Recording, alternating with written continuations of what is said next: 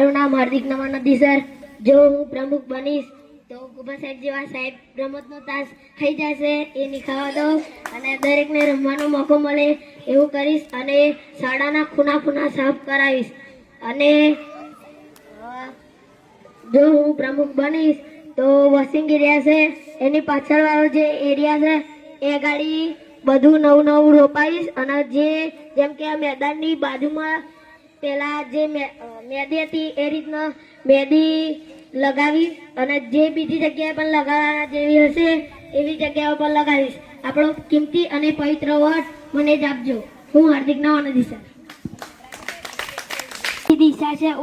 ઉપપ્રમુખ કે પ્રમુખ બનીશ તો આ સ્કૂલનું નામ રોશન કરીશ અને સારું કામ કરીશ. મારું નામ નક્ષ, ધોરણ 5, ગ્રુપ 5.